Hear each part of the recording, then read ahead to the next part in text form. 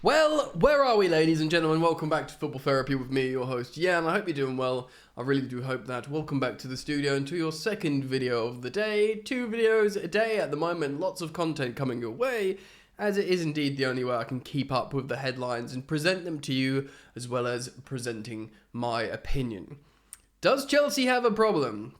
I know the money is in the Premier League and it's often difficult to sell outside of the Premier League at the moment. But Chelsea players want to leave. Champions League winning players want to leave. Mason Mount wants to go to Manchester United. Mateo Kovacic wants to go to Manchester City. And now, reports suggest Kai Havertz wants to go to Arsenal Football Club. I've got to let in that little ferret of mine. Go on then, you little turd. If you're going to chew cables, you'll get put in the air fryer. Right, what does this mean? What are the ramifications? There's so much to discuss here. I'm going to play devil's advocate as well. Thank you for joining me. Do consider dropping a like on the video if you want to support me. I do recommend subscribing if you like to keep up to date with Chelsea news, because multiple videos a day. What can I say? Hit that sweet, sweet bell. I just don't have the energy for it today. Right, multiple articles talking about this. Look, we always knew we were going to sell players, and we always knew we were going to sell many players within the Premier League. Let's not be naive here, ladies and gentlemen. Tottenham reportedly want to sign Conor Gallagher. There is reports that they are interested in the 23-year-old England international. Spurs a potential destination. Of course, he's been linked to the likes of Everton, Newcastle, though Newcastle seems like a pretty darn good destination at the moment. Look, I won't cry for Conor Gallagher. You know, like, he was always going to be sold within the Premier League, and he was going to be like a massive money maker for Chelsea because he's he's pure profit player, much like Mason Mount, and he would teams want him like they want Mason Mount because he's like a really hard-working, tenacious player that is a really effective player in the Premier League. You know, he's proven that now. He's had really good loans all over the gaff, and teams want him. We're gonna have loads of different players, and I understand how he's a really, really good cash cow, and this is fine. It will suck if he goes and balls out at Tottenham. What are you going to do? But, amidst all the rest of them, he's kind of the least of my worries. Now, to reiterate, yes, people are upset with the likes of Mateo Kovacic. Apart from Gallagher, these 3 aforementioned players, they're all Champions League winners here, Kovacic is a really highly rated midfielder in world football, of course. Played for Inter, Real Madrid, Chelsea. He's won the Champions League. He's very, very good. He's played really well for Croatia. He's still in his 20s, and he would represent a good signing, and I can't imagine any Manchester City fans would be upset about that. He will, of course, ball out under Josep Guardiola. Well, we need to, accept that that's fine. And I've made peace with that. I've made peace with Kovacic to Man City. He's 29, he'll be turned 30, he'll probably have 3 really top 2 years. Look at this season Gundogan's just had. He's 32. So he'll probably have 2 or 3 amazing years at Man City, win loads of stuff under Pep, and that is what it is. It's a way of making money. Man City will give us fairly decent money for Kovacic. We have to accept that. For me, it's not really selling to a rival. We are so far off Manchester City. I'm okay with it. I've made peace. Now, Mason Mount to Manchester United does hurt me. You know my opinion. I'm still baffled how he's a divisive character. He strengthens any team he joins, and Manchester United, I deem a rival. Yes, they finished in the top 4. We didn't even finish in the top half, but I do think next season we can look to close the gap on the likes of Manchester United.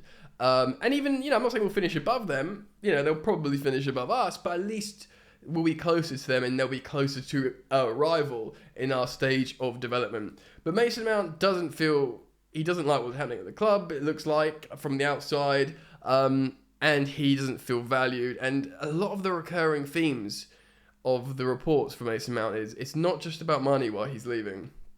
It's a lot of other reasons as well, reports suggest, which concerns me. So I don't like him wanting to leave, and even less, I don't like him going to Manchester United, which I voiced on here before. But that's been the headlines, and we've made peace with that. And then there's Kai Havertz. So quickly, let's start off with David Ornstein's article published minutes ago. Arsenal have made an opening proposal to recruit Kai Havertz from Chelsea. The North London club holds a strong interest in Havertz and is now working to sign the 24-year-old. Arsenal's pursuit, which is still at a relatively early stage, stepped up in the recent days following contact with Chelsea and Havertz. Bayern Munich, who are coached by former Chelsea boss Thomas Tuchel, are also admirers of the German international who has 2 years left on a Stamford Bridge deal. Of course, Real Madrid really want Kai Havertz as well, but it's off as things stand because we're asking what they deem too much money. That puts Chelsea at a crossroads. Ideally, they'd like to tie down Havertz to fresh terms or sell him for an acceptable price. This is not, because we don't want him to go down to a year. There's one thing that the new owners said, I endorse a lot of what the new owners do. Not all of it, but a lot of it, and I do understand that they are learning to a degree, which is kind of fine, right?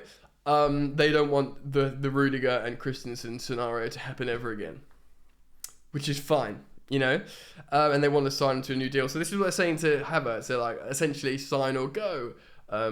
Essentially, this is not hard and fast rule, though. If the attacker stays there is optimum, he will return to form under incoming coach Pochettino after a difficult season. What maybe he signs a new deal, or his value just inherently goes up because he has a good season, so you sell him for more with 1 year left, like we're trying to do with Mason Mount now. But should a deal emerge that suits all parties, it is possible that Havertz will depart. Chelsea need to trim down the squad. Look, that goes on. I'm not going to read too much into that. Arsenal are also trying to sign Declan Rice. My position on Kai Havertz, he is a great, unique talent. Right. Before I give you my thoughts on this a little bit more, I'm just going to read some of the article from The Guardian from Jacob Steinberg. Arsenal have emerged as strong contenders to sign Kai Havertz from Chelsea. Real Madrid have identified the German forward as a potential replacement for Karim Benzema. I actually think he's a potential replacement for Eden Hazard in the squad. I think they will look for a proper number 9. Havertz's contract expires in 2025 and has told the club his desire to leave Chelsea. Now, I want to talk about the striker that we've been linked with for a second. And Fabrizio Romano, so you've got David Ornstein saying, everyone's saying, Chelsea, Arsenal are trying to buy Havertz. But now you've got both The Guardian and Fabrizio Romano saying he wants to go to Arsenal. Enter my problem. I'm making peace with these players going to these respective destinations, and I'm trying not to be naive. I'm trying, maintaining this is okay.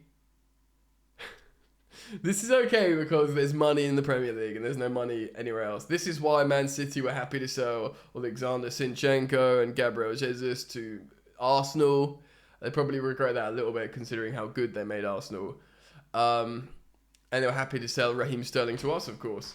So there's going to be a lot of this. The financial might of the Premier League is so that we'll have to sell within our own league, which we never wanted to do as big clubs.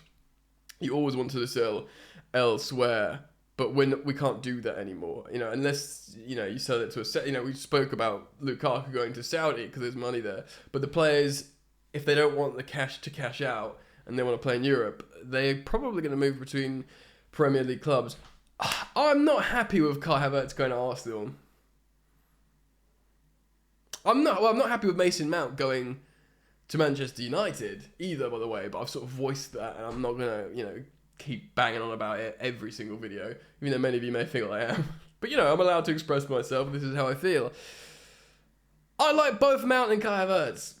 And I was okay with both of them leaving. But in my head, Kai Havertz was going to either Bayern Munich or Real Madrid, and I was fine with that. I'd be happy for him to stay. I even said it this morning or yesterday. I'm like, I'm cool with Kai Havertz doing either. If he stays, great. I'll be very excited to see how he develops under Pochettino. But if he goes to Real Madrid, we make good money for him, and he goes to ball out in La Liga, fine. Going to Arsenal is different. For me, it's different. And him wanting to go to Arsenal is different.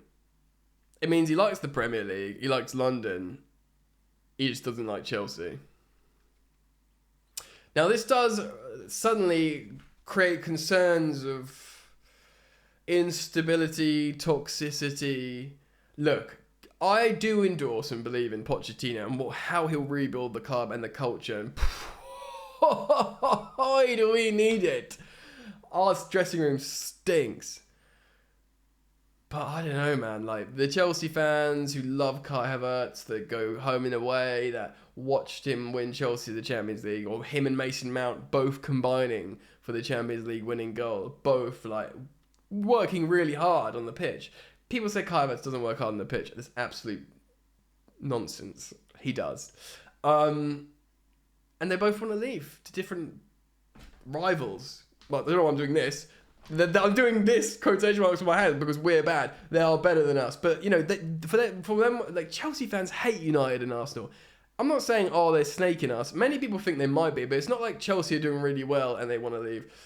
I think they probably want to stay if things were different. I just don't know. I am concerned, man. I'm concerned. Look, maybe we do. Maybe I'm just being emotional and reactionary, which, you know, again, I'm only human. I'm only human after all. Don't put your blame on me. So, maybe they'll do well at United, Man City, and Arsenal, respectively. But we just focus on ourselves and develop from within, you know? Change because we do need to change, and maybe we do rip it up and start again. And Kai Havertz is on these big wages that we signed players on big wages before, and we do want to reduce the wage bill. You know, Kovacic is as well. So I get it. It's just, you know, I wanted him to go to Real Madrid or Bayern Munich, and all these players want to leave Chelsea. Let me know. I'm going to speak about something else in a second, but let me know about that. Make sure you comment how you feel about these players wanting to jump ship, bro. I hate to say jump ship, but jump ship, you know? Wild. So, okay, Chelsea are also looking at signing the young Villarreal striker Nicholas Jackson. Great name. Of their attacking targets. We do not want to keep players running out. So, yeah, so Nicholas Jackson has reportedly got a £30 million buyout clause, and he will be available. He is running incredibly hot at the moment. They're the young La Liga striker. He's 23 years old. I do worry. It's the same thing of me talking about Dusan Vlahovic. These young players. I wanted like Breuer to develop under Poch and a senior gunman. And, you know, and Vlahovic should represent that, and Jackson doesn't represent that either. But actually, what he does represent is a striker with that would cost 30 million, that is running incredibly hot at the moment, which actually is not necessarily a good thing when players run hot. Look at Miguel Almiron at the beginning of the season. He looked like friggin' Messi, scoring every game and dribbling all over the gaff. And then he just disappeared. He's been running incredibly hot. He scored 9 goals in his final 8 games. Incredible. Like, if you look at his metrics, some of them are really, really, really, really impressive. Is that sustainable for a young striker to just A, keep doing, and B, transfer to the Premier League and do it in the Premier League? Maybe. And yes, I will acknowledge the meme of he failed his Bournemouth medical. So, you know, think of that what you will. You know, we are looking at buying a striker that failed at medical at Bournemouth. But, you know, he might have just failed the medical because of a medical reason, and obviously went on the scintillating form afterwards, and then probably the people at Bournemouth were like, oh, we should have just let him sign. And he's like, don't worry about that dodgy leg, come anyway, or whatever. But, you know, I don't even know anymore. God, it's rough out here, man. Look, there's reasons to be positive. There was always going to be eggs broken in this omelette, as we call it here on Football Therapy. Sad, profound, emotionally hurting eggs. And seeing Mason in a United shirt, seeing Kovacic in a City shirt will be a bit like, but it'll be like, thanks for the, you know, European trophies, Europa, Champions League, Club World Cup, global trophy. And, you know, I understand that. Mason Mount, I'd never get used to, but whatever. But, you know, Havertz to Arsenal, man.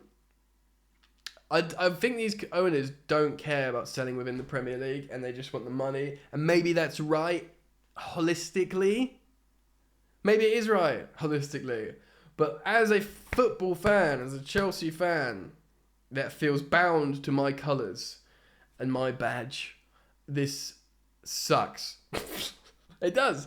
And, you know, if the owners won the Premier League, made some really good signings, was jumping with the fans, and, you know, and we suddenly were like, Bowley, Bowley. Everyone was loving it. And then they made these decisions. You'd be like, wow, we'll back them. They've done us no harm or whatever. But it's been awful. Look, I do endorse them in theory. All the recruitment, you know, and the footballing directors, I've been asking for it for years. They have granted me that. Everyone loves signings and money. Hot dog, they've done that. Good. Reducing the wage bill and making it more even and incentive-based contracts, that is something that I've romanticised about long for as well. And maybe to achieve all this with success, this stuff needs to happen. Maybe, man. Maybe. But it's cold. It's rough, man. Let me know what you think.